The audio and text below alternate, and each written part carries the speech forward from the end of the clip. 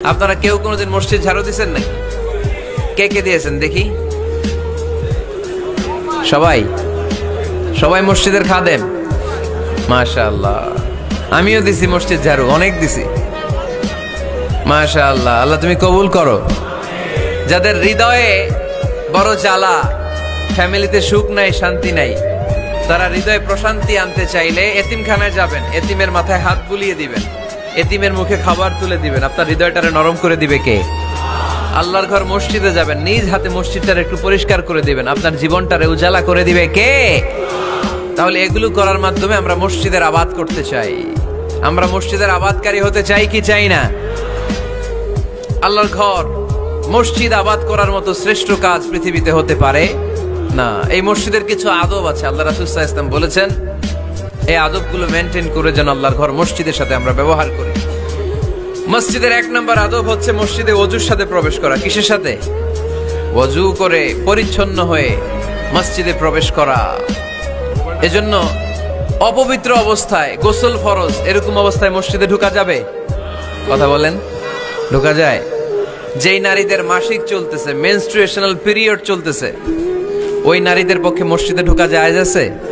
নাই। তাহলে এটা হলো 1 নম্বর আদব। মসজিদে ঢোকার সময় কি করে ঢুকবো? ওযু করে। আওয়াজ করে বলেন, কি করে ঢুকবো?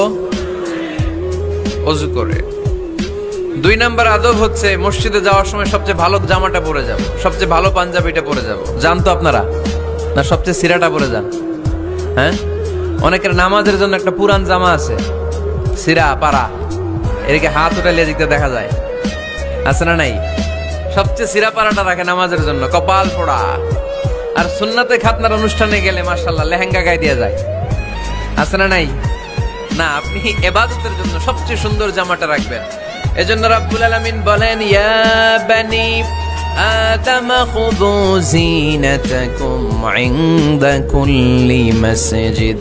ও বনি আদম, তুমি যখন আল্লাহর ঘর মসজিদে ঢুকবা, ও বনি আদম, তুমি যখন নামাজের মুসল্লায় দাঁড়াবা, তোমার সবচাইতে দামি, সবচাইতে সুন্দর জামাটা গায়ে দিয়ে তুমি নামাজে দাঁড়াও, ঠিক কি না? তাহলে এখন মসজিদে যাওয়ার সময় কি গায়ে দিয়ে যাবেন বলেন? খিতা করবেন? হ্যাঁ, মাশাআল্লাহ, হ্যাঁ, সবচেয়ে ভালো কাপড়টা আয়রন করে, পারফিউম মেখে তারপরে আমরা যাব। রাজি আছেন তো? 3 নম্বর আদব হচ্ছে মসজিদে ঢোকার সময় বাম পা দিয়ে ঢুকতে হয়।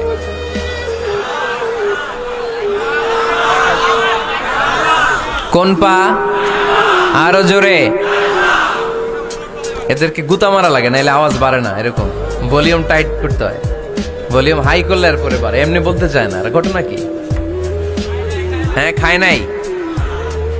বদরের যুদ্ধ হয়েছিল রমাদানে, কোন সাহাবী খায় নাই, না খাইয়া একেবারে সাইজ করে দিছে কাফেরদেরকে। আমরা না খেলেও আমাদের হৃদয়ে ইমানি শক্তি আছে না নাই?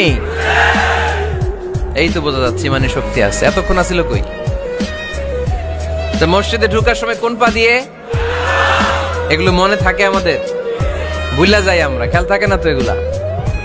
এত কিছু মনের মধ্যে রাখলে এগুলো মনে থাকবে কেমনে? মসজিদে ঢোকার সময় কোন পা? আরো জোরে। বেরোয়ার সময় কোন পা? মনে থাকবে?